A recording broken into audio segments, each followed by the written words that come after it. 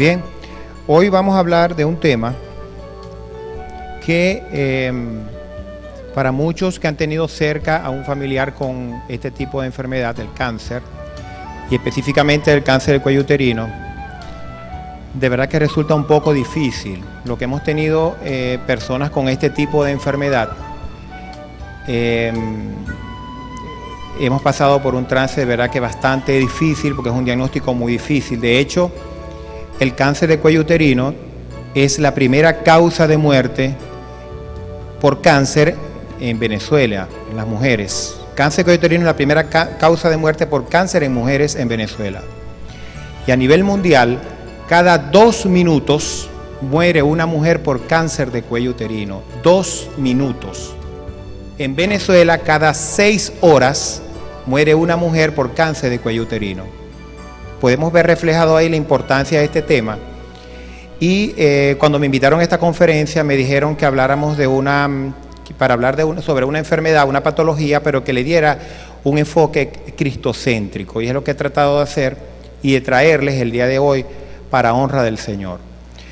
Es muy importante, quiero llevar la conferencia lo más lento posible para tratar de digerir poco a poco algunos conocimientos teóricos de los cuales vamos a hablar. Y la segunda parte de la presentación de hoy tiene que ver con cómo debemos pensar desde el punto de vista médico en nuestra iglesia. ¿Qué dice la iglesia con respecto a la medicina, a los médicos, a los tratamientos? Y aclarar un poco de dudas que existen dentro de nuestra iglesia y fuera de la iglesia también, no solamente en esta iglesia, no la vez en otras iglesias, y que pudieran orientarnos un poco a saber qué hacer ante diagnósticos tan aterradores como el cáncer de cuello uterino. La siguiente, por favor. El cáncer de cuello uterino, y vamos a comenzar con la definición, el cáncer de cuello uterino no es más que un crecimiento anormal y desordenado de las células, es decir, de los componentes del tejido del cuello uterino. ¿Ok? Aquí vemos en este dibujo representado el aparato genital femenino. Fíjense, está el útero, que tiene forma de pera, el cérvix, que es sinónimo de cuello, ese es el cuello uterino, el que se ve de color naranja allí, y la vagina, donde se encuentra incluido el cuello uterino. Es decir, que el cuello uterino es una zona donde se puede producir una malignidad, pero que es accesible para el diagnóstico. Diferente, por ejemplo, a la vesícula biliar, que para poder tomar una muestra en vesícula biliar, para poder trabajar en vesícula biliar es más aparatoso, mientras que en el cuello uterino, con la simple colocación de un aparato que se llama espéculo, podemos ver el cuello, se puede ver, como se dice el término técnico, macroscópicamente si existe alguna lesión grande, maligna, o se puede tomar una citología o Papa Nicolau, como llaman algunos autores, tomar una citología y procesarla y saber si existe algún tipo de alteración.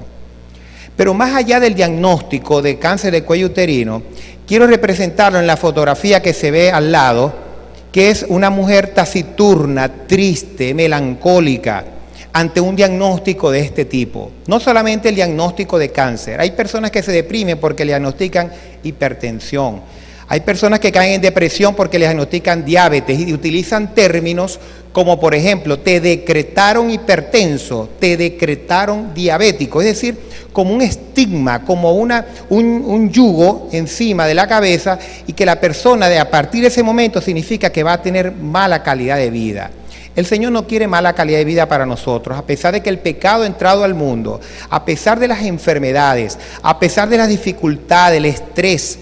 El Señor quiere que tengamos calidad de vida y que seamos cabeza y no cola, y que llevemos el ejemplo de nuestra calidad y nuestro estilo de vida a todos cuantos nos rodean, y que eso represente realmente el mayor y mejor testimonio de Cristo en nuestras vidas. Podemos recitar la Biblia desde Génesis hasta el Apocalipsis, pero mientras nosotros nos demos testimonio de la presencia en Cristo en nosotros, realmente son palabras vacías. Entonces, las primeras de cambio cuando hay un diagnóstico de este tipo, primero es la negación, el que le hacen un diagnóstico diciendo yo no puedo ser diabético, no, yo no puedo tener cáncer porque yo solamente he tenido un marido, yo no puedo tener cáncer porque yo, de mi higiene está bien, yo nunca he tenido flujo, yo no he tenido cáncer, no puedo tener cáncer, se niega. Después comienza a aceptar la enfermedad, pero con una depresión, acompañado de depresión. no quiere la enfermedad y muchas veces hace lo que se pudiera llamar el síndrome del avestruz. Mete la cabeza abajo de la tierra para no observar, no ver, no quiero saber. Y comenzamos a pedirle a Dios. ¿Qué es lo curioso de esto? Le pedimos a Dios, y no está mal, obviamente, no está mal pedir a Dios, pero el Señor quiere caminar con nosotros en nuestra sanidad física y espiritual. El Señor no quiere que nos hagan un diagnóstico y nosotros digamos, Señor, aquí estoy, me entrego a ti, no hago nada. El Señor quiere caminar con nosotros a buscar herramientas para solucionar el problema de salud. Y cuando nosotros ya no podamos por fuerza humana y nuestras piernas flaqueen y se doblen, el Señor nos va a acompañar también, pero nos va a llevar en sus brazos de amor. Él nos va a llevar en sus brazos y va a llevarnos a donde Él quiere que estemos, a pesar de un diagnóstico que nos cause terror. Entonces entendamos desde el principio que el Señor quiere sanidad física y espiritual para nosotros, que el Señor camina al lado de nosotros cuando estamos buscando la solución del problema de salud, y que cuando ya hasta aquí llegamos porque ya no puedo hacer más, el Señor va a seguir con nosotros, pero nos va a llevar en sus brazos. Amén. Por eso tengamos la certeza que el Señor siempre nos va a acompañar. Tenemos derecho a deprimirnos, porque es una reacción en nuestra parte humana. Nos deprimimos porque pasó eso, pero tenemos que saber que luego que nos deprimimos, nos sacudimos la ropa, nos quitamos el polvo y comenzamos a hacer nuestra parte junto con el Señor. Porque la gran confusión en algunas personas es que dicen, yo no tengo nada que hacer porque todo lo puedo en Cristo. Todo lo puedo en Cristo, porque todo lo voy a hacer porque Él me fortalece. No me voy a sentar y voy a esperar en mi cuarto encerrado, que no quiero hablar con nadie porque yo le pedí al Señor que el Señor me va a quitar este cáncer que tengo en el cuello o esta lesión que me apareció. A lo mejor es una lesión de lo más mínimo y está esperando en el cuarto, y más adelante vamos a ver cómo obra el Señor. ¿Cómo ha obrado el Señor a través de las Santas Escrituras y qué nos ha dicho a través de la pluma inspirada? La siguiente, por favor.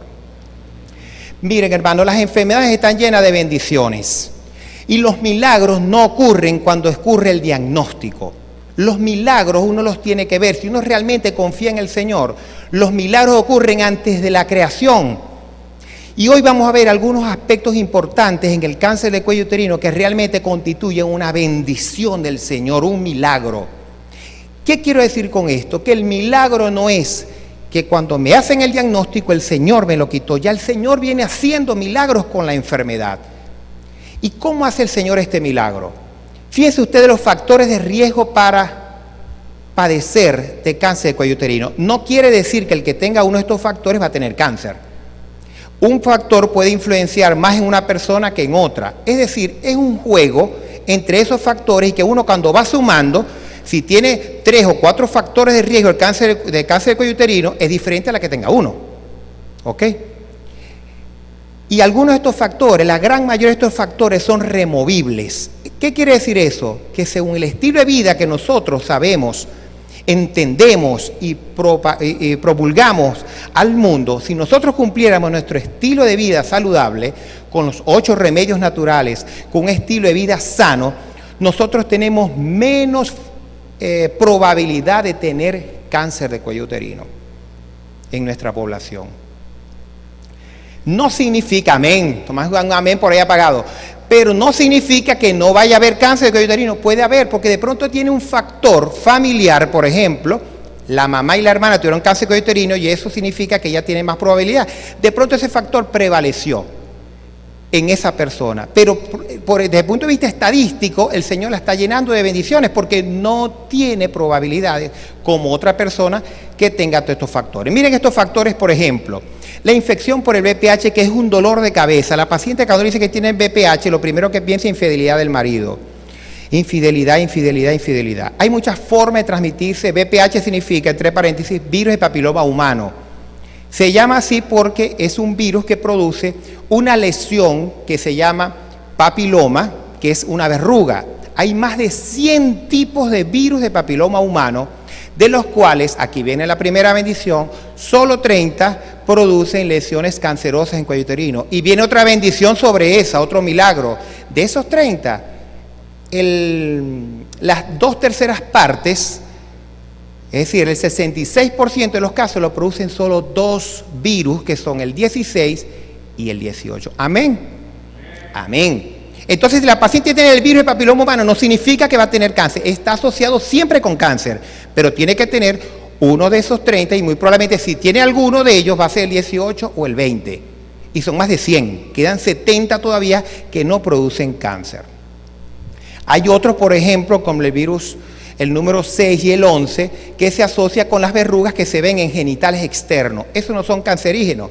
Incluso ustedes, más de unas personas, han visto que tienen verruguitas en el cuello, que tienen verruguitas acá en la mano. Esos son virus de papiloma humano también, pero que son otro tipo de virus que no está asociado con cáncer.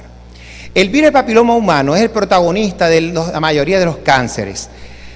De hecho, no solamente se asocia con cáncer de cuello uterino, se asocia con cáncer de pene, con cáncer de ano, con cáncer de garganta, con cáncer de lengua, ¿ok?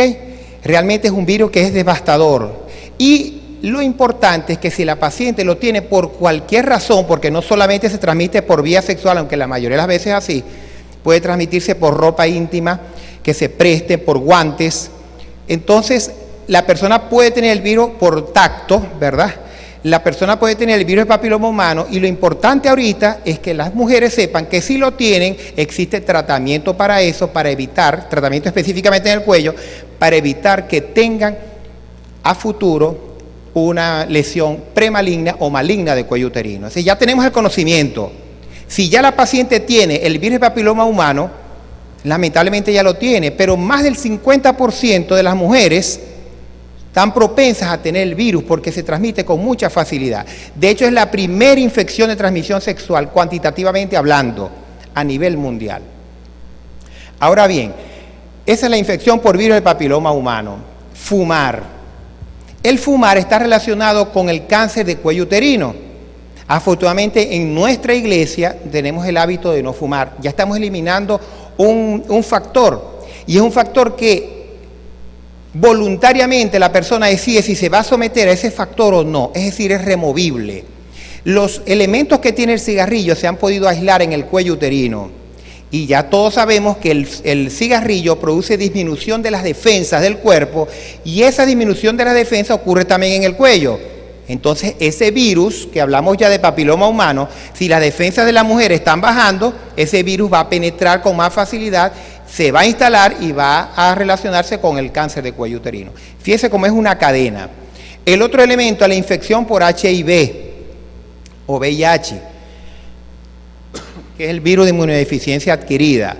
Obviamente, por la misma razón que acabamos de ver, si tiene disminuidas las defensas, entonces ese individuo, esa mujer, va a tener más probabilidad de tener infección por el VPH, va a penetrar en su cuello y va a producir las lesiones premalignas y lesiones malignas. La infección por clamidia, que es una bacteria también que se transmite por vía sexual, está muy asociada con el cáncer de cuello uterino. Ella se llama la testigo, o sea, ella siempre está allí y ella favorece a que el virus produzca lesión a nivel del cuello. O sea, que además de que el virus es de muy fuerte penetración a nivel del cuello uterino, hay algunos elementos como estos que acabas de mencionar, el cigarro, la clamidia, o las personas con enfermedades como el VIH, las personas que reciben esteroides, que tienen alergia, tienen alguna enfermedad que reciben esteroides en grandes dosis, las defensas les bajan, esas personas tienen mayor predisposición porque el cuello se encuentra como desprovisto de la defensa del cuerpo. ¿Ok? Y va a ser más fácil que el virus penetre en ese cuello. Otros factores de riesgo. Miren que los factores de riesgo que vimos anteriores pueden ser removibles. ¿Ok? Y ya tenemos el conocimiento.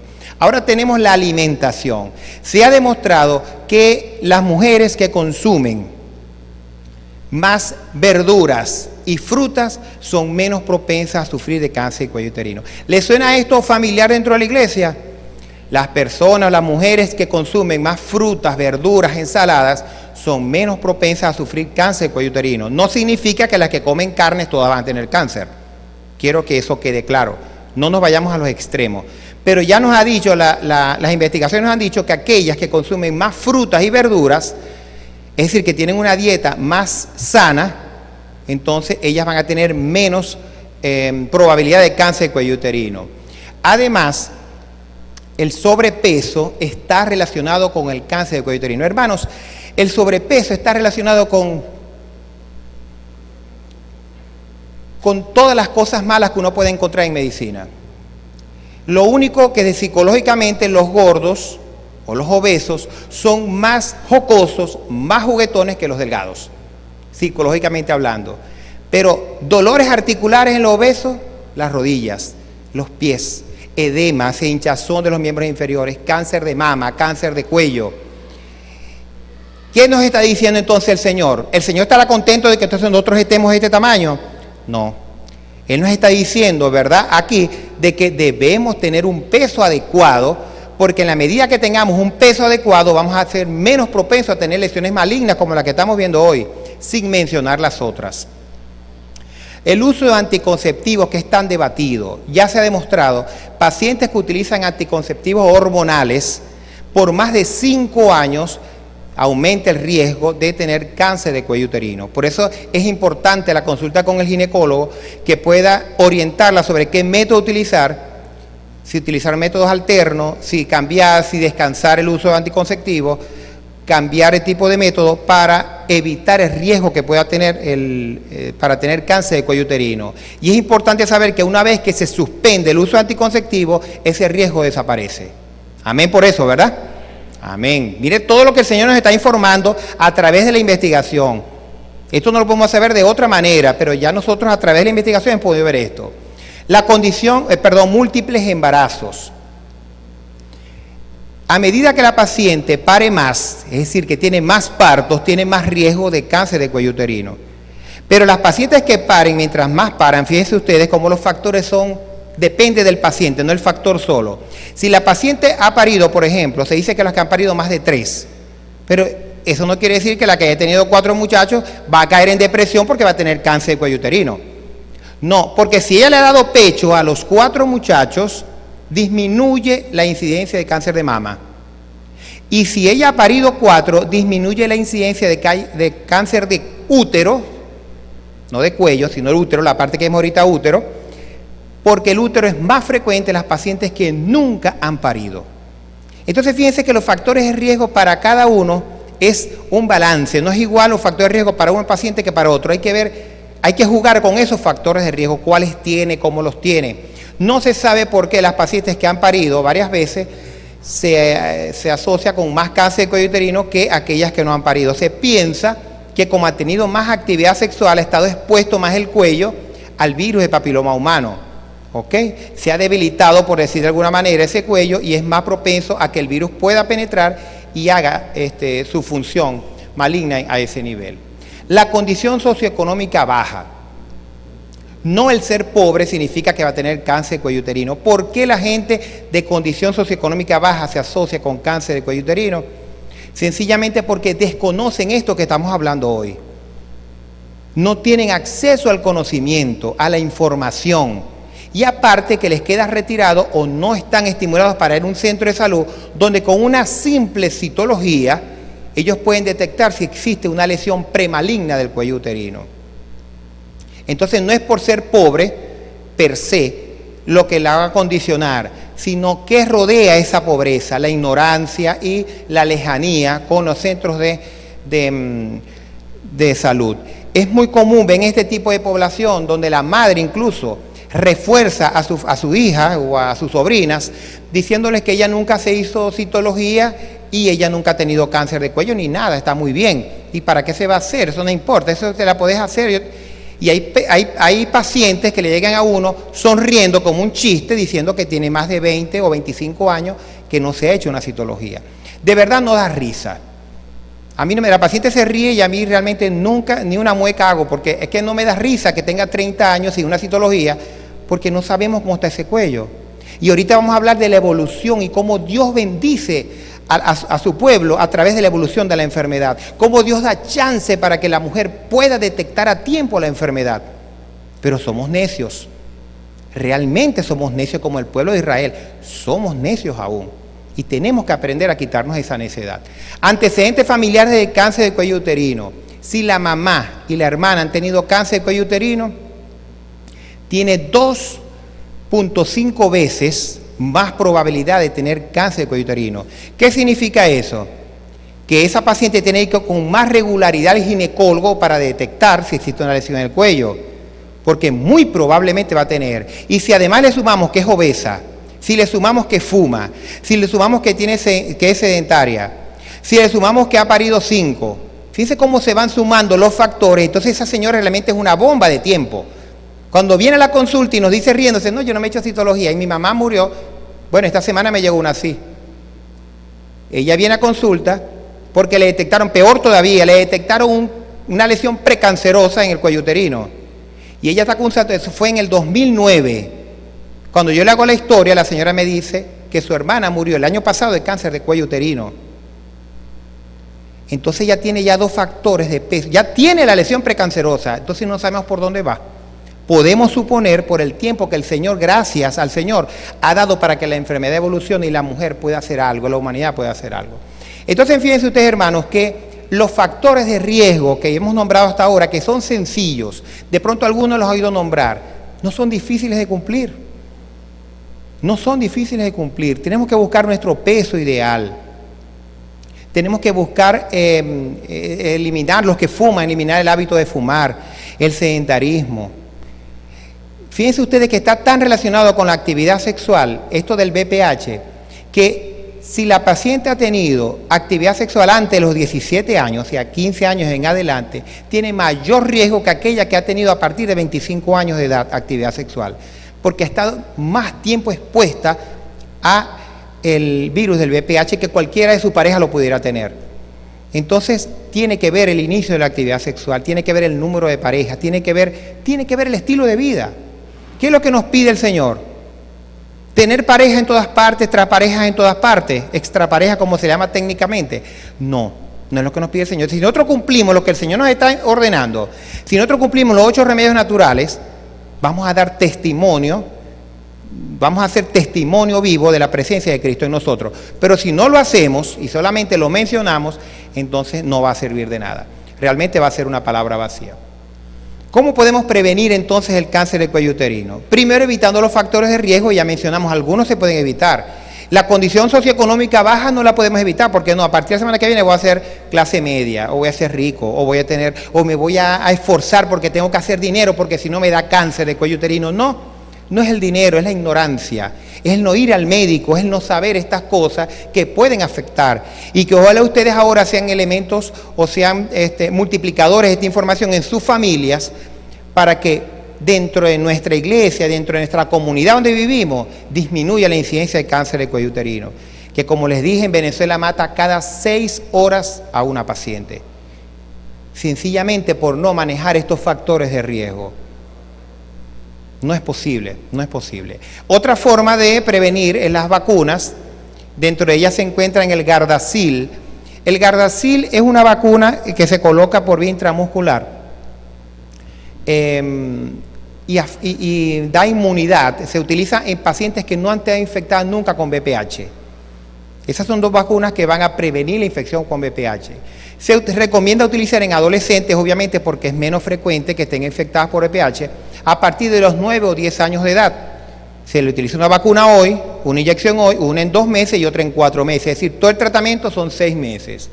Eso la va a proteger, el Gardasil, la va a proteger contra los virus 18 y 16 que dijimos que eran los que producían cáncer de cuello uterino. Pero además las va a proteger de los que producen verruga, el 6 y el 11, que son los que producen verrugas a nivel de genitales externos. Mientras que el segundo, el Cevarix, solamente protege contra los que producen cáncer. Sí, son 2 laboratorios completamente por separado. Ha habido mucha discusión con respecto a ello, porque algunos que no defienden el uso de la vacuna dicen que lo que promueve es la promiscuidad, que lo que promueve es que las muchachas tengan varias parejas y ellas saben que no se van a infectar con VPH, pero es triste pensar así, porque es que con la promiscuidad no solamente el VPH se va a transmitir, y esta solamente está protegiendo contra VPH. No hay vacuna contra el HIV, hasta ahora descubierta, y pudiera tener una infección por HIV. Lo importante es la educación en nuestra familia, lo importante son los valores en nuestra familia, para que se puedan prevenir este tipo de infecciones. Aquí estamos evitando es que esa persona a futuro muera de cáncer de cuello uterino. No sabemos en qué condiciones vive, no sabemos nada de eso. Ojalá se pudiera utilizar de rutina en pacientes de condiciones socioeconómicas bajas, porque ya vimos que tienen un grado de ignorancia que muy probablemente van a morir de cáncer de cuello uterino, y sabiendo la alta incidencia que hay en nuestro país. Yo les traje aquí una clasificación que los que han estado en contacto con el cáncer de cuello uterino de pronto no han oído nombrar, que son los llamados NIC. Esto es a manera de información. Y aquí vemos más bendiciones del Señor. Porque fíjense ustedes que el cáncer de cuello uterino no es como el infarto, que dio el infarto y el paciente queda en malas condiciones. No, el cáncer da tiempo de actuar. Por eso dice por ahí el eslogan, el cáncer es curable si se diagnostica a tiempo. Pero ¿cómo diagnosticamos un cáncer si la paciente no va? El centro de salud puede tener 4 ginecólogos, médicos generales que hacen citología, pero si no vas al centro de salud no van a diagnosticar nunca el cáncer. Tenemos que ir al centro de salud de confianza. Entonces, una clasificación muy popular, que no es la más nueva, muy popular, es las llamadas NIC. NIC es una abreviatura de neoplasia intraepitelial cervical.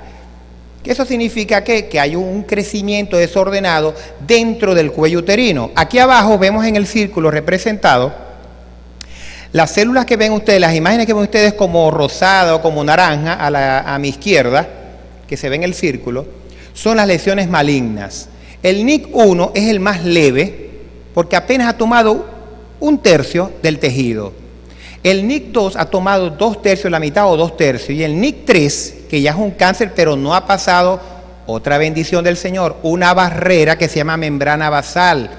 Porque este cáncer está creciendo, estas lesiones precancerosas no salen del cuello uterino y se tratan y la paciente se puede morir de vieja, pero no se va a morir de cáncer de cuello uterino.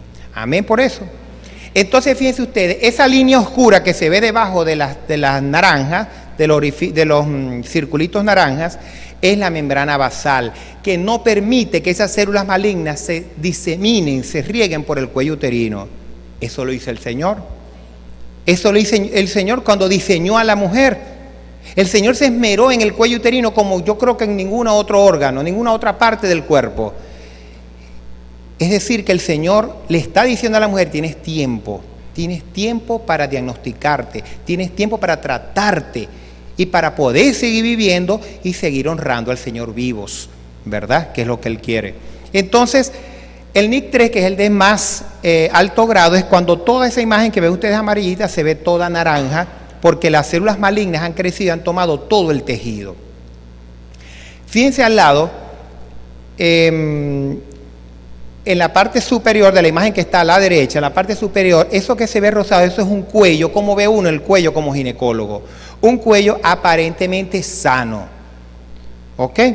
Al lado van a ver ustedes representados en rosado unas células que son células benignas. Cuando uno hace la citología, le reportan esas células y el cuello está completamente normal. De pronto tiene un poquito de inflamación, hongos, cualquier cosa realmente leve que no tiene una significancia donde el paciente no va a fallecer por eso. Pero en el que está abajo ya se observa una lesión blanca, ¿la están viendo? Se ve como leche, ¿verdad? Como si se hubiera derramado leche en el cuello. Y al lado ustedes pueden ver las células. Comparen las células, las imágenes que están a la derecha con las de arriba. Mire cómo son completamente diferentes. Hay un desorden en el crecimiento de la célula y hay un desorden en las formas de ella. Esto no ocurre de un día para otro, ocurre en forma progresiva. Y nos va a permitir a nosotros actuar como ginecólogos, hacer el diagnóstico precoz.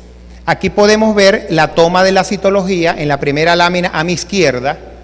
La toma de la citología que a muchas pacientes les da miedo, de pronto es porque se ponen tensas o de pronto el médico que las está tratando está muy apurado o no tiene realmente mucha delicadeza. Pero es algo tan sencillo como tomar una muestra con un hisopo de la boca. Igualito. Y el hisopo es igualito que utilizan algunas personas para limpiarse el oído. El mismo hisopo. Se toma la muestra y se utiliza también otro elemento que se llama espátula de aire. Se toma una muestra. Uno lo que hace es esto, únicamente toma así y coloca en el vidriecito que es la laminilla. Eso es toda la citología. Eso no duele, no necesita anestesia, no necesita nada. La tensión de pronto con el espéculo es lo que le molesta al paciente. O de pronto el paciente tiene el síndrome del avestruz y tiene la cabeza bajo el piso, es que no quiere, no me va a doler, no quiero, pero es que no quiere saber algo que pudiera haber en el cuello. Realmente refleja ignorancia esa actitud. En el segundo, fíjense cómo se ve el cuello en la toma de la citología, en la primera muestra a la izquierda. Ahora miren el cuello en la segunda. Están viendo unas lesioncitas que parecen coliflor. Así lo describen los libros de medicina, lesiones en coliflor. Cuando uno coloca un espéculo y ve esas lesiones así de coliflor, uno dice, piensa, esta paciente tiene cáncer. Tiene cáncer y ahora hay que averiguar hasta dónde está ese cáncer. Si ha tomado ganglio, si ha ido a otras partes del cuerpo, lo que se llama metástasis. Hay que averiguar entonces hasta dónde ha llegado porque ya sabemos que por lo menos tiene cáncer. Por lo que estamos viendo, necesitamos tomar una biopsia para verificar qué tipo de cáncer es, para saber qué tipo de tratamiento se le va a aplicar a ese paciente. En el tercero está representado la toma de la biopsia. La biopsia es un poquito más molestosa, pero es un pellizquito que se hace en el cuello y es necesario para saber qué tanto ha avanzado esa lesión maligna o sospechosa que nosotros vemos durante la especuloscopia. Cuando colocamos el espéculo y vemos, queremos saber si esa lesión realmente es mala, queremos saber si hasta dónde llega esa lesión, entonces debemos tomar una biopsia dirigida, que es como técnicamente se llama. Entonces fíjense ustedes con esto, que el diagnóstico es muy sencillo, es barato, sencillo, accesible, rápido, indoloro. Entonces no se justifica que nuestras pacientes lleguen, tengo 20 años, no me he hecho citología, vengo por primera vez. Eso no es un chiste realmente, no es un chiste. Aquí en este cuadro les quiero representar el mayor milagro que el Señor ha hecho con la evolución de esta enfermedad. Porque el milagro, como les digo, ha empezado desde la creación. Porque el Señor diseñó el cuello como lo diseñó, con esa membrana basal que no permite que pase el cáncer. Que la paciente se hizo la citología, señora, usted tiene una lesión grado 1. ¿Verdad? Ya se asusta porque no entiende. Pero cuando uno le dice, señora, un NIC 1 es el más leve de todo. Incluso, mira hasta dónde llegan las bendiciones del Señor. El NIC 1 y la lesión por BPH, que es que la produce, con quien está asociado, en una paciente, haciendo el seguimiento, pacientes que no se pierdan, pacientes que uno sabe que tiene a la vista y que puede llamar, desaparecen espontáneamente. Cuando digo espontáneamente, digo que desaparecen en quienes oran y en quienes no oran. ¿Sí me explico? Porque la paciente tiene un NIC 1 y ella está orando y la lesión desapareció, el Señor, la mía me la hizo desaparecer. Es que algunas desaparecen. Ya el Señor había hecho el milagro antes que usted orara. Antes que usted le pida al Señor, el Señor cuando diseñó a la mujer, la diseñó con estos mecanismos de defensa. Porque el Señor sabía lo que venía. El Señor lo sabe todo. Entonces, esas lesiones, el Señor ha sido tan bondadoso todavía con esta enfermedad, que le ha dicho a la mujer, mira, aunque no te estés cuidando, si tienes un NIC 1, yo te voy a dar el milagro que la mayoría de ellos, un buen porcentaje, no digamos la mayoría, un buen porcentaje, desaparecen. Si hace otra citología a los 6, 8 meses, no hay nada. No hay nada. Entonces el milagro ocurrió de hace mucho tiempo atrás. Fíjense ustedes que aquí quiero venir a representar lo que es el tiempo de progresión. ¿Cómo se duerme una paciente para morir de algo que realmente no se justifica que se haya muerto? Miren, cuando dice arriba, comienzo del estadio precoz, displasia leve, ese es el NIC 1, el que hablamos ahorita que dijimos que era el más leve. Para que pase de un NIC 1 a un NIC 3, que es donde dice sea in situ, tienen que pasar 7 años en promedio. Por eso le dije que no se parece al infarto. No es que le diagnosticaron un NIC 1, no, ya voy a empezar a hacer testamento, ay, da muchachitos que están chiquitos. No, o se desaparece solo, o tienen que pasar 7 años para que pase a NIC 3 si es que evoluciona el caso de ella. No se justifica, hermano, que el paciente se pierda. Cuando llega al NIC 3, puede pasar luego 7 años, ¿verdad? Del NIC 3 pasa a lo que se llama un cáncer microinvasivo, otra bendición del Señor. Resulta que cuando la membrana basal, esa que le dije que es la protectora, la línea negra esa que vimos, cuando se rompe, porque ya el cáncer está rompiéndola, porque está creciendo, resulta que no crece y se va, como ocurre en mamas, que ocurre que se disemina rápido. No.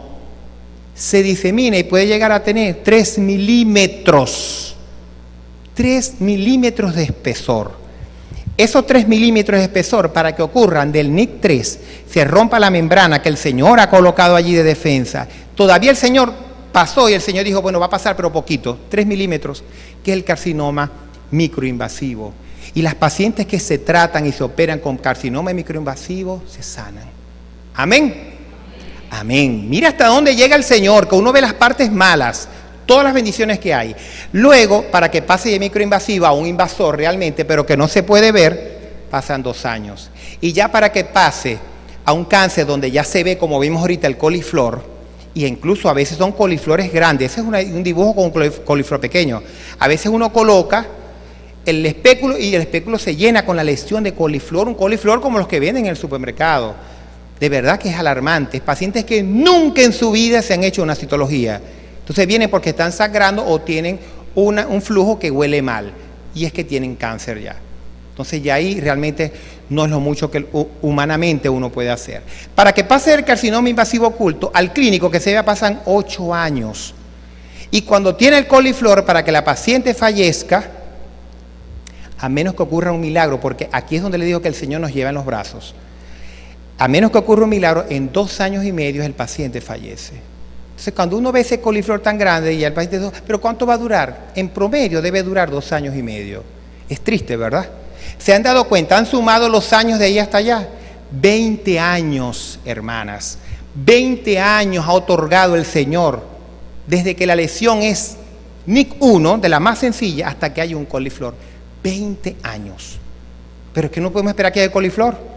Con el NIC1 ya tenemos esos 7 años que podemos hacer, pero maravillas en 7 años, que hasta el número bíblico es 7 años. Entonces, fíjense lo que nos está diciendo el Señor. Esas lesiones evolucionan, ¿cómo progresan? El 50%, a la mitad, pasa de la más leve hasta el carcinoma in situ. Y luego, pues, fíjense que al final se complica todo, porque ya el 100% pasa del microinvasivo, del que era los 3 milímetros, si no se trata, el 100% pasa a coliflor y muere el paciente. ¿Ok? ¿A qué edades los podemos ver? Aunque las edades se han modificado, cada vez se ve más jóvenes con lesiones premalignas de cuello. Tenemos la edad media, es la lesión esta que decíamos NIC1, que es la más leve, a los 21 años, el carcinoma in situ es el NIC3, que todavía no ha roto la membrana basal, la protección que el Señor ha puesto, en 28 años, y a los 41 años la de los 3 milímetros. Fíjense que son pacientes jóvenes y cada vez más van bajando esas edades, porque cada vez más hay infección por el virus del papiloma humano. Ahora, yo cuando elaboré esta lámina para representarles cómo el Señor, aparte que nos dice los factores de riesgo, da tiempo para actuar, colocó el cuello uterino en un lugar donde se puede ver con facilidad, colocó una técnica que es indolora, económica, rápida. Me puse a pensar, en las Sagradas Escrituras habrá algo que pudiera reflejar esto. Y siento que me dijo que sí. Ustedes recuerdan el relato en Marcos capítulo 5, versículos a partir del 21. Donde se relata el ruego de Jairo, cuando la hija de Jairo muere. ¿Sí recuerdan, verdad? Pero allí mismo aparece también el caso de la mujer que tenía el sangrado genital, que aquí en la Biblia lo mencionan como flujo de sangre. Si leemos lo que pasó con esa señora, ¿verdad? Fíjense cómo el Señor actúa, cómo el Señor está dispuesto siempre a sanar, a auxiliar al enfermo y a su pueblo.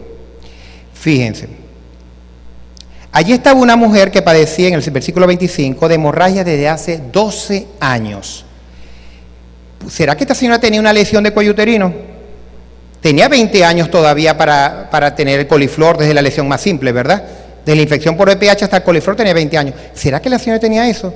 Si la señora tenía una lesión o un cáncer de cuello uterino, ella debió estar anémica. Yo creo que la señora pensó en tocar el manto del Señor, era porque, verdad, ya no podía ya más con su pobre cuerpo. 12 años sangrando, anémica, débil, la tensión baja, taquicárdica. De verdad que la señora se debe haber visto muy mal. Había sufrido mucho de muchos médicos y había gastado todo lo que tenía sin ningún provecho. Antes iba peor. Me hace pensar, ¿iría al mismo médico? ¿Iría a varios médicos? ¿Serían médicos? ¿Serían médicos preparados? Pidió otra opinión. Pero aquí el Señor nos deja ver que la señora fue al médico, pero no consiguió solución con los médicos. Cuando yo hablar de Jesús, llegó por detrás de él, entre la multitud, y tocó su vestido, porque pensaba, si tan solo tocara su manto, quedaré sana. Qué fe, ¿no? Acercarse al Señor, solamente acercándome al Señor, tener contacto con el Señor, la iba a sanar. Increíble. Y al instante la fuente de su sangre se secó y sintió en su cuerpo que estaba sana de aquel mal. En el acto, Jesús, dándose cuenta del poder que había salido de él, se volvió a la gente y preguntó, ¿quién ha tocado mi vestido? Sus discípulos le contestaban, ¿estás viendo que la gente te oprime y preguntas quién me ha tocado? Pero él miró alrededor para ver a la que lo había tocado. Entonces la mujer, atemorizada y temblorosa, sabiendo lo que le había sucedido, vino, se postró ante él y le contó toda la verdad. ¿Qué le dijo el Señor? Hija, tu fe te ha sanado. Ve en paz y queda sana de tu enfermedad. Amén. ¿Qué nos muestra esta lectura? La señora fue al médico, no consiguió solución con el médico. No sabemos si la señora realmente cree en Jesús. Pensamos que sí, por esta fe que tuvo, ella iba al médico pensando en el Señor. No consiguió solución con los médicos, pero entendió que con su fe, y aunque el Señor no la estuviera mirando, ella iba a ser sana. Hermanas, pidamos al Señor por la sanidad.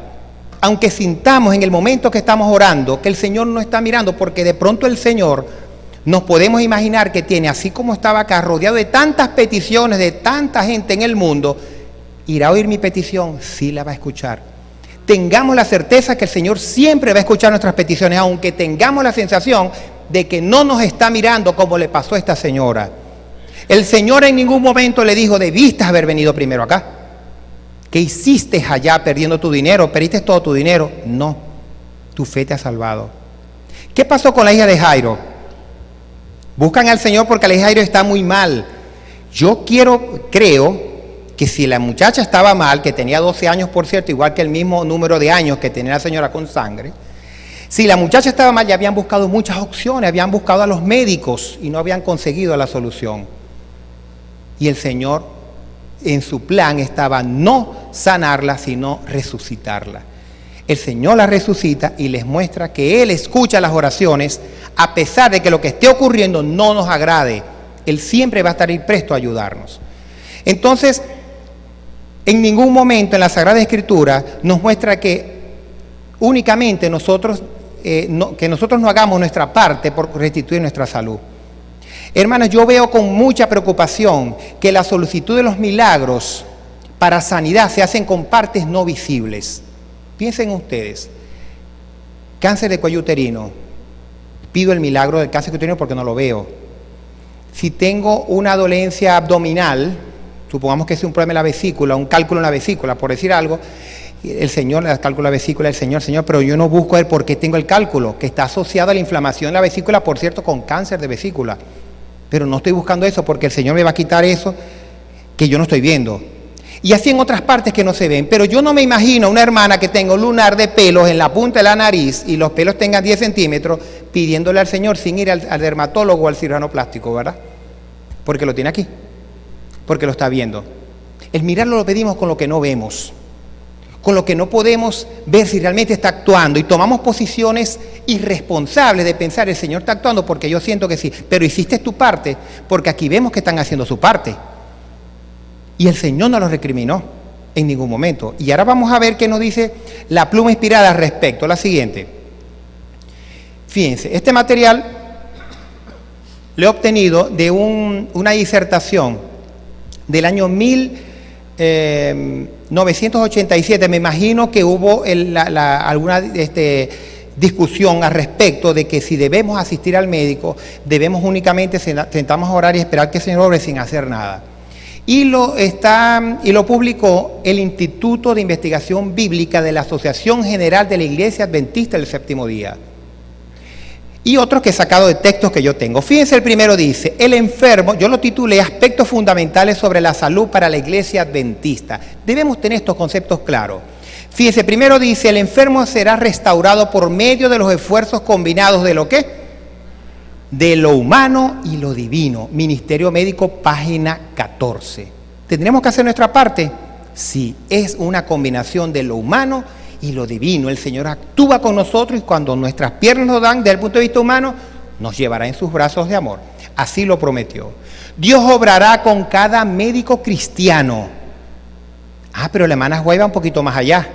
Ella dice que cuando el médico no es cristiano, el que está tratándolo, en el mismo texto, que es Ministerio Médico, dice de que cuando el médico que está tratando al feligrés no es cristiano, debemos orar, reunirnos y orar y dar testimonio en ese lugar de que estamos confiando en el Señor para que obre a través de ese médico que no es cristiano.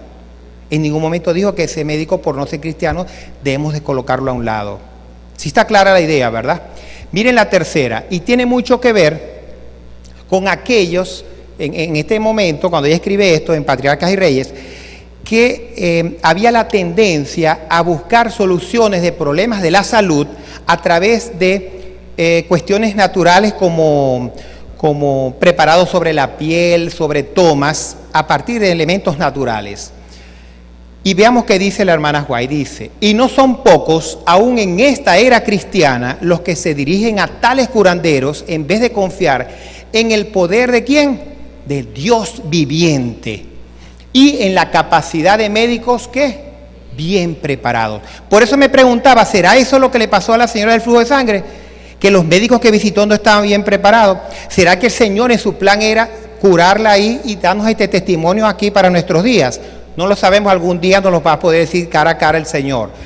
Pero entendemos de que a través de la pluma inspirada nos está diciendo que podemos acudir a médicos bien preparados. Si nos parece que el médico me hizo mala citología, me dolió, la muestra salió insuficiente 2 veces, o sea, ¿qué está pasando? Búscate otra persona que sea de tu confianza, conversa con una amiga, ¿dónde fuiste? ¿Te fue bien? ¿Qué te hicieron? Te explicaron todo, porque hay médicos que no explican, te explicaron todo para que la persona entienda hasta dónde es la gravedad de lo que tiene. Ahora bien, hay la disyuntiva también de que si realmente necesitamos hospitales o sanatorios. Porque cuando la hermana White propuso la creación de sanatorio, que empezó con Bastrop Creek, recuerden ustedes que actualmente es Loma Linda, muchos pensaban que ¿por qué un sanatorio? Si podían tener sus remedios naturales y su estilo de vida sana, y con eso era suficiente. Veamos qué nos dice la hermana White. Dice, algunos me han preguntado por qué tenemos que tener sanatorios. ¿Por qué no oramos por los enfermos como lo hizo Cristo para que sanen milagrosamente? Miren, hermano, esta respuesta que dio la hermana White acá realmente tiene que ser inspiración divina.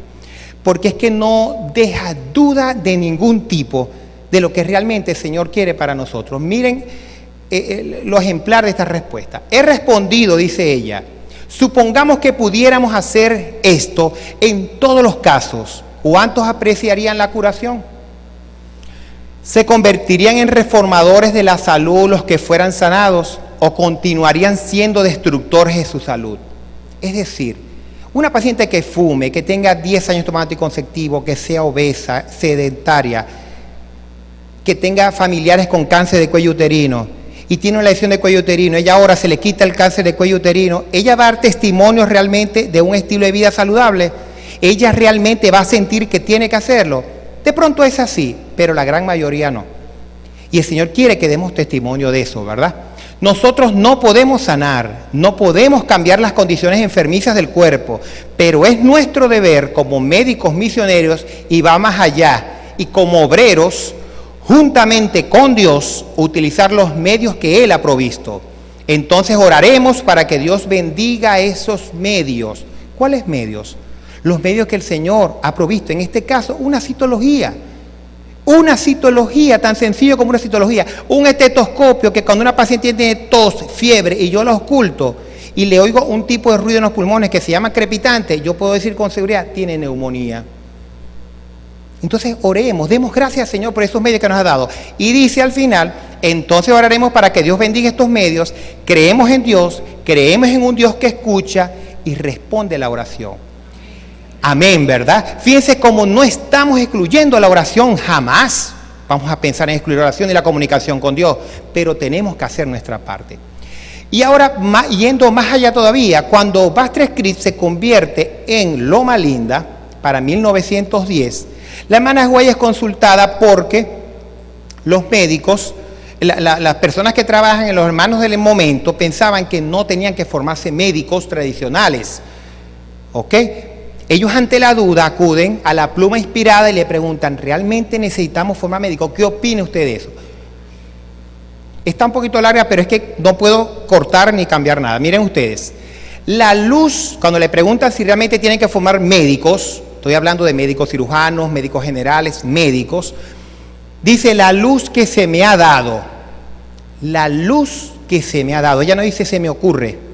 Yo pienso que no. La luz que se me ha dado es que debemos proveer lo que sea esencial para preparar a nuestros jóvenes que deseen ser médicos, para que puedan tomar inteligentemente los exámenes que se requieran para probar su eficiencia como médicos.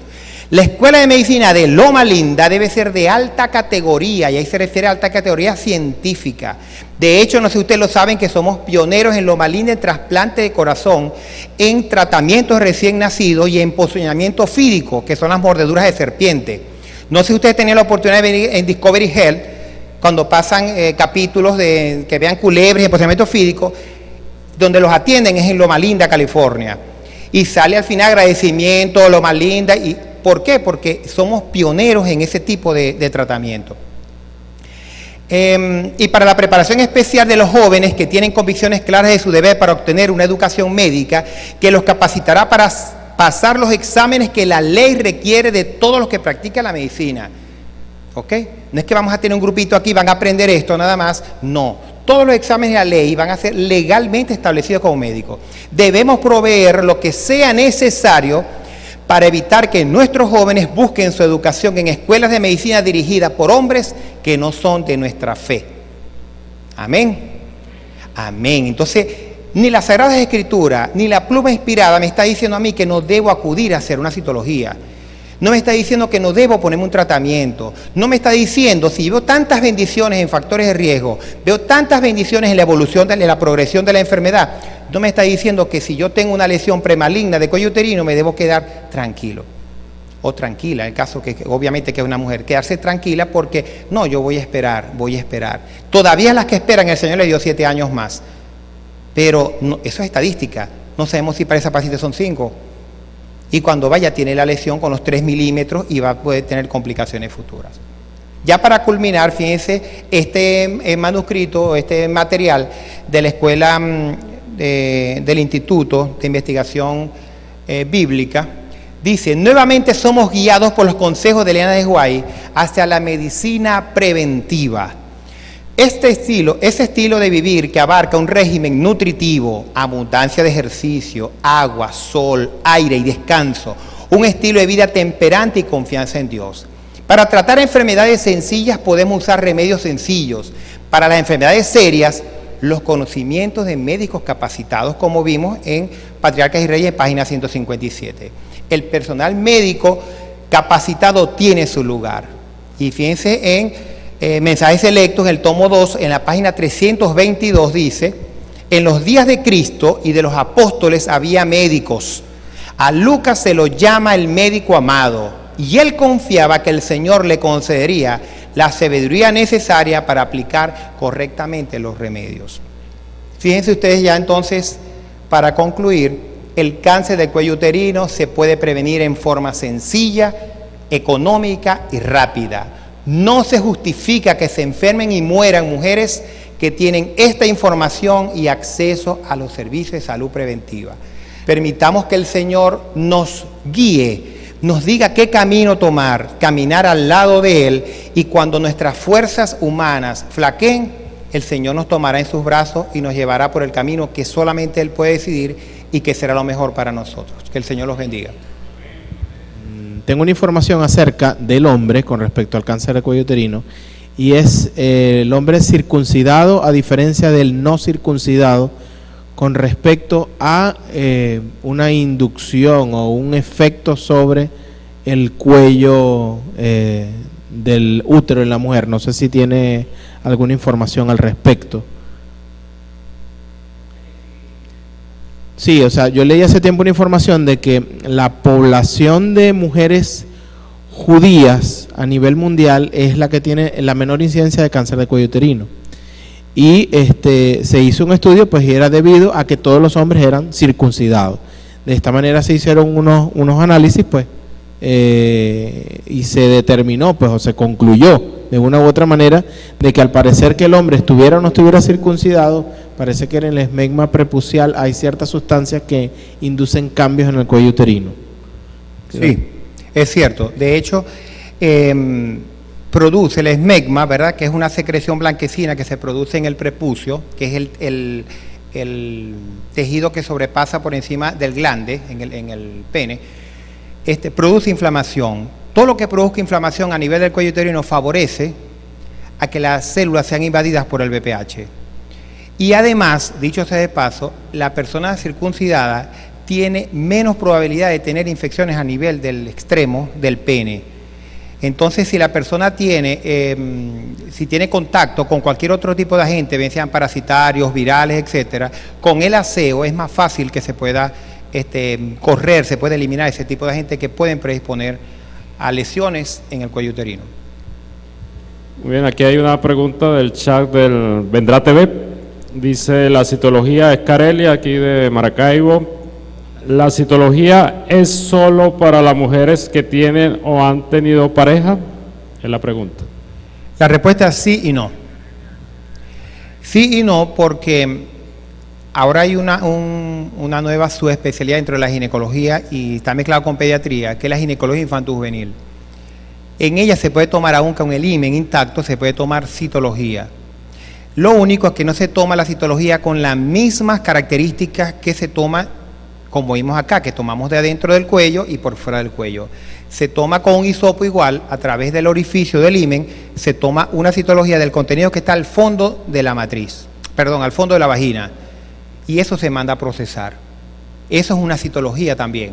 Se puede tomar entonces en aquellas que han tenido y las que no han tenido actividad sexual. Lo único que, estoy hablando de adolescentes, en las mujeres ya mayores, digamos por encima de 21 años, que han tenido actividad sexual, en ellas es mandatorio hacer la citología, porque ellas están más expuestas a que existe una lesión en cuello uterino. En las adolescencias se puede tomar, pero no buscando una lesión premaligna de este tipo. Por ejemplo, una niña de 11 años, o de 13 años, o de 14 años, que no ha tenido actividad sexual, estamos buscando otro tipo de agente que esté produciendo, por ejemplo, un flujo fétido. Encontramos la causa, tomamos una citología, lo procesamos como citología, incluso podemos tomar una muestra y cultivarlo, llevarlo a cultivo y saber qué germen está produciendo ese flujo y qué antibiótico realmente le favorece más para eliminar ese germen. Pero en general, para que quede claro, pacientes con actividad sexual, citología vaginal. Todas las pacientes que tengan actividad sexual deben hacerse citología vaginal y la frecuencia de la citología vaginal es anual si es normal, ¿ok? Hay factores que pueden llevar a que la citología vaginal se haga más frecuente. Por ejemplo, aquellas que han tenido NIC1, que han tenido una lesión premaligna, esas pacientes tienen que hacerse hasta cada 3 meses o cada 6 meses citología. Y las pacientes que tienen múltiples parejas, las trabajadoras de la calle, etcétera, esas pacientes tienen que tener consultas muy cerca de citologías muy cercanas, porque como tienen cambios de pareja con frecuencia, ellas pueden hacer una lesión en el cuello uterino y de pronto no saberlo. Muy bien, gracias. Creo que está respondida la pregunta de Carelia. Ahora Andrea desde Argentina hace otra pregunta. ¿Hay alguna forma de prevenir inflamaciones causadas por tener relaciones? En realidad la pregunta es una consulta, ¿no? Es muy específica. Lo primero que hay que hacer es diagnosticar para tratar. Tenemos que averiguar por qué existe la inflamación en esa paciente. Puede ser que ocurra que la inflamación no sea la consecuencia, sino la causa. Es decir, la paciente puede estar inflamada y durante relaciones le va a doler porque está inflamada. O puede ser que durante la penetración vaginal con el pene, por falta de lubricación, se produzca dolor durante la penetración vaginal. Eso produce dolor también, pero hay que estudiar el caso específico a ver si en verdad es que ella tiene un agente que está produciendo inflamación y le da dolor, o que realmente no ha habido acoplamiento sexual y se produce dolor por tensión de parte de ella. Doctor, acerca de los miomas, ¿qué puede hacer una mujer para reducir esta enfermedad en el útero? O sea, una paciente que ya tenga miomas. Depende el número de miomas y la ubicación. Las miomatosis uterinas de entrada, les digo, no todas se operan. El paciente se puede morir de vieja con su mioma. Pero como da temor, el mioma es un tumor benigno del tejido muscular, de la matriz. Dependiendo de la ubicación que tenga, va a dar sintomatología. Hay miomas que son gigantes, que pueden pesar hasta 3 kilos, 2 kilos. Y la paciente parece que estuviera embarazada, tuviera 8 meses, tuviera 7 meses de embarazo, porque realmente son grandes.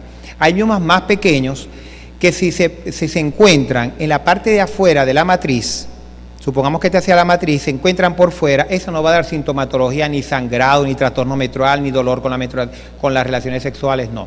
Pero si se encuentra dentro de la matriz, donde se desprende la sangre de la menstruación, ahí sí puede producir hemorragia. Lo otro es la edad de la paciente, va a depender mucho de la edad de la paciente, lo que se pueda hacer con ella. Se han visto ya casos de adolescentes con miomatosis uterina, incluso miomatosis gigantes. En pacientes que ya han tenido todos los hijos que ellas quieren tener y tienen problemas con la miomatosis, ellas deben operarse, hacerse una histerectomía, se extrae la matriz, se extraen los miomas y ya no va a tener problema ni de dolor, ni de sangrado, ni nada de eso. Hay un tratamiento médico también, por eso digo que no hay enfermedades sino pacientes. Hay pacientes que tienen miomas pequeños que pueden o no producir sangrado y que no tienen hijos y ellas pueden ser tratadas médicamente. Hay hormonas que se pueden utilizar y el mioma los reduce.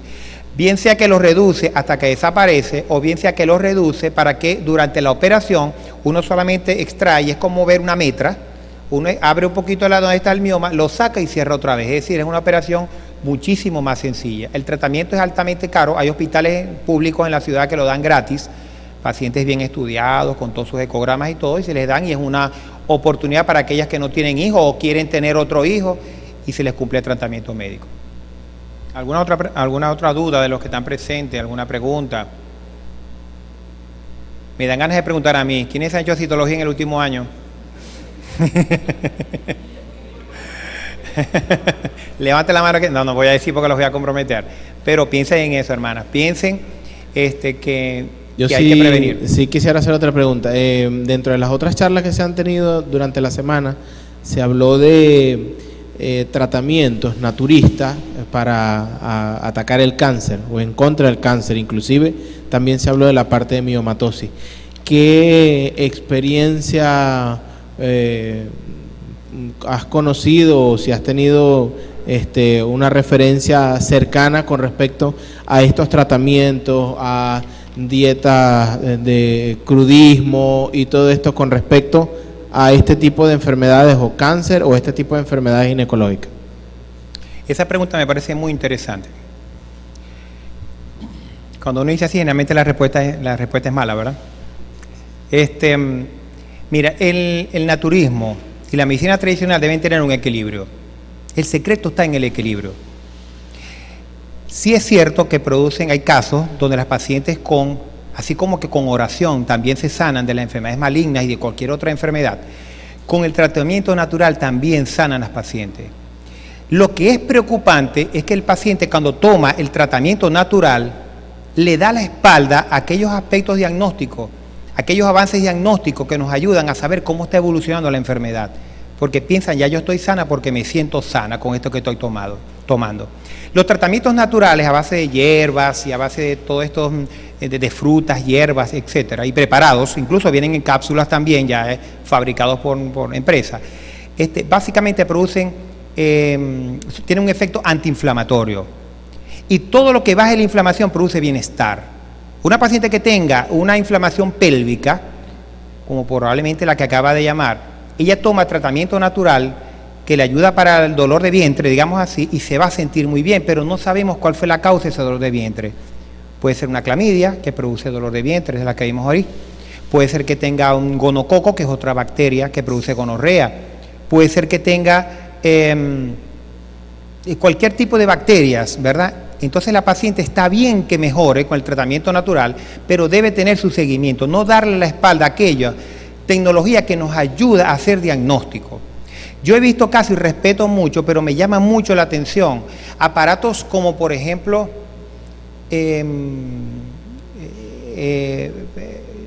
consultas de este tipo, ¿verdad? Y yo creo que la persona puede tener la mayor intención, pero de verdad no está ayudando al paciente. Y utilizan unos aparatos, yo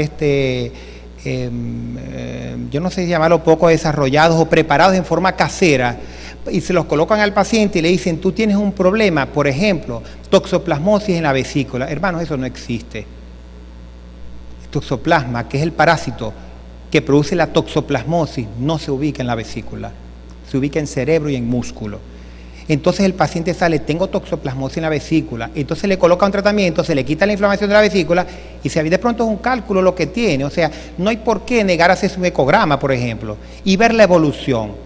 Yo pienso que hay que buscar el equilibrio y buscar personas serias que trabajen con esto.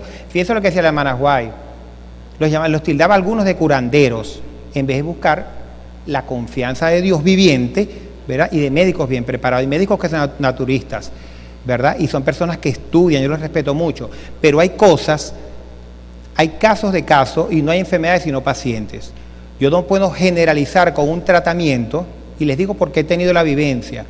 Hay un tratamiento natural muy famoso a nivel nacional y en la consulta me llegó una paciente que lo estaba tomando para un cáncer de mama.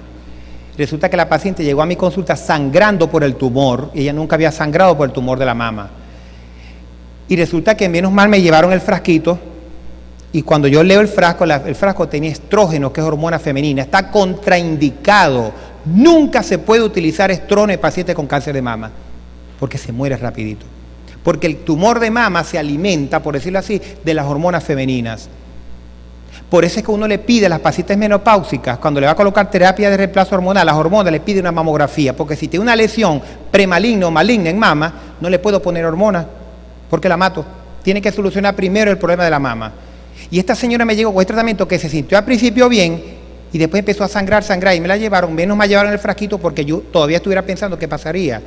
Y era que ese tratamiento que ella tenía muchas cosas, antiinflamatorios, hormonas. Ella se iba a sentir bien como menopáusica, con antiinflamatorio con hormonas, pero el que se la colocó no sabía que hormonas no se pueden utilizar en mama. Entonces yo les ruego, yo soy vegetariano, soy defensor de la medicina preventiva natural, pero no puedo darle la espada a la medicina tradicional porque nos ha ayudado muchísimo y ya he encontrado, gracias a Dios y a la invitación que me hicieron para el día de hoy, de que existe un sustento, un basamento de parte del Señor de que no podemos dar la espada a la medicina tradicional. Busquemos la medicina preventiva, el estilo de vida saludable, y aquello que sea grave y que sea de medicina tradicional, utilizar la medicina natural. Muy bien, hay otra pregunta y está entrando otra, parece también, de Jessica, aquí de Maracaibo. ¿Se puede, como que se fue la luz aquí, ok. ¿Se puede contraer el cáncer por desarreglo menstrual? No, el desarreglo es consecuencia del cáncer. Las pacientes que tienen cáncer de cuello uterino, aunque generalmente el desarreglo consiste en sangrado abundante durante la menstruación y sangrado entre una menstruación y otra, porque la lesión sangra, sobre todo cuando está en nivel de coliflor. Porque dicho sea de paso, el cáncer de cuello uterino no tiene manifestación. La paciente puede estar muy tranquila, dice, no, si no tengo flujo, por eso es que lo niega el diagnóstico, porque no da flujo, no da dolor, no da picazón, no da sangrado, sino que cuando tiene estados avanzados se comienza a afectar la fisiología del cuello uterino y del útero, y empiezan entonces los trastornos menstruales, los flujos fétidos, amarillos fétidos. Mire, hermano, un paciente con cáncer, el que esté cerca de un paciente y el que tiene la oportunidad de tener un familiar, Dios no lo permita, con cáncer de cuello uterino, eso es un drama familiar realmente y no se justifica que esté ocurriendo. Porque el paciente con cáncer de cuello uterino se deteriora de tal forma y tiene un olor, es difícil el manejo del paciente, porque hasta asearlo y tratarlo cuesta muchísimo. Y uno que trabaja en una especialidad que aguanta olores, imagínense, cuando nos llegan al hospital, cuesta muchísimo tratar a esos pacientes. No se justifica que tener este conocimiento ocurra el cáncer de cuello uterino en nuestras mujeres. Entonces el desarreglo no lleva al cáncer, puede ser una consecuencia del sí. Y no significa que todo desarreglo es cáncer, entre paréntesis, porque a veces malinterpretan. Muy bien, ya para terminar, le agradecen a Vendrá TV por esta conferencia en especial. Es tan importante para la salud femenina. Dios les bendiga grandemente, y al doctor Charles Sanabria, CONIC, desde Caracas. Muchísimas gracias.